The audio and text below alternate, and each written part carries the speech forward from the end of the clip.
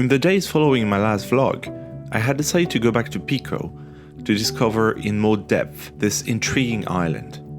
On that day, I woke up early to try to climb Pico Mountain, the highest peak in Portugal that reaches 2,351 meters above sea level. This is one of the main attractions on the island, and I really wanted to try climb into the top of this massive volcano while I was in Pico.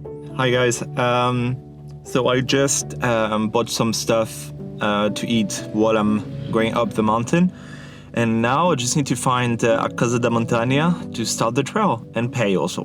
So let's go there. The first thing I noticed about the island in Pico is that first there are less houses which are destroyed, like demolished, not demolished, but in ruins. It makes sense because fire, there were two big events that made people leave in mass, so that makes sense that here you would have it less. And second is the vibe, it's so different. There are so many more trees and wilderness here, and you can feel there are less population too, and it's more hilly / mountainous, so a very different vibe. It's really true what they say about the Azores island, like each island is different, literally. So quite interesting. Next step, Casa da Montaña.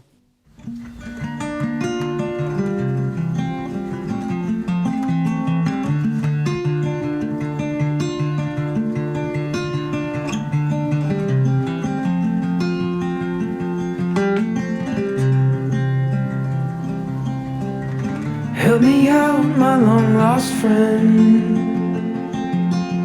Tell me all that could have been.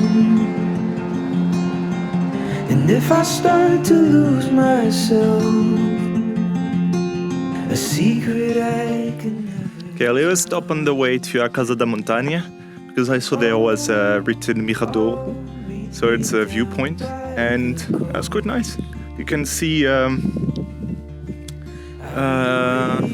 like a little fajard / town, and you can see all of Saint George, which is the island which is some kind of line instead of the other ones which tend to be more round. So it's really one line. So nice, and you can see Pico.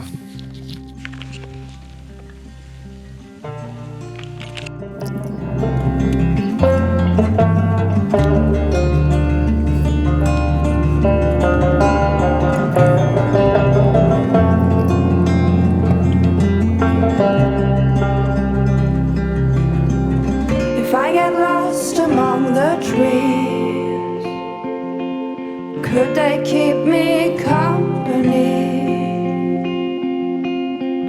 when the morning light grows dim? Come the night, I'll find you then. Oh, meet me down by the coast. I'll be waiting there for you. Unfortunately for me, the people at the Casa de la Montaña told me that it was too late to go up the mountain.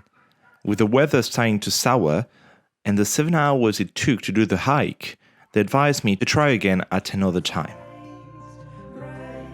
I decided to follow their advice and try my luck again the next day.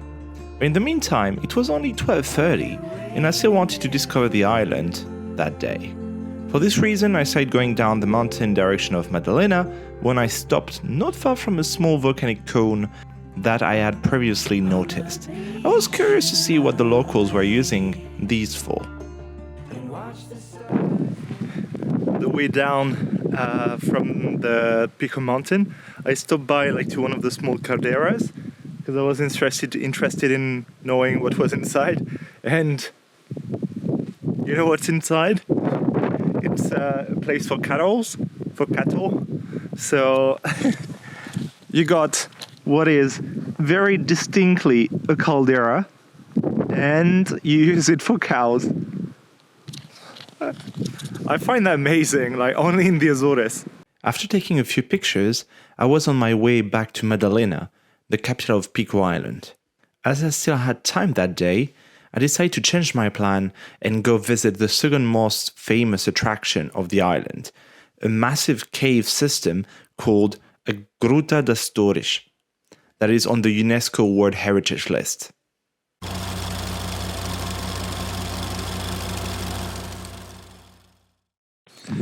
So, instead of climbing the Pico mountain, today I'm gonna do the other big thing to do in Pico, which is a Gruta das Torres. So you can go inside a volcano basically. I'm not sure if it's a lava tube or something else. Looks cool. The entrance building for the Gruta das Torres, where you can buy tickets, was designed by an architect and is very impressive. It is inspired by the Courage, these basalt stone walls that you can find protecting the vineyards. It had a very mineral aspect to it and felt very unique. A lot of information regarding the cave could be found there. I learned that the cave was actually called a lava tube and was created by an eruption that happened 1,500 years ago. A lava tube happens when the part of the lava flow in contact with air gets colder faster than the lava in the center, which continues to flow down, leaving an empty space behind it. There are several dozens of these tubes in the Azores, like the Gruta do Carvão in San Miguel, but Gruta das Torres is one of the most impressive ones. After a short movie, my group followed a guide down a staircase into the earth. This was very impressive. The entrance to the cave was completely hidden by trees, creating a very special atmosphere. Very quickly we were surrounded by darkness.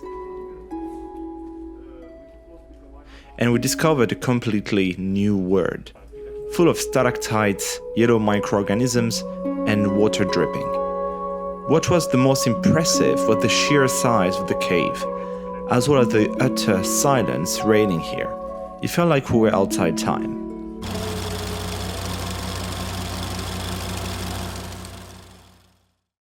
After the visit, I decided to finish the day by going to a bar that had been recommended to me, the Sela Bar.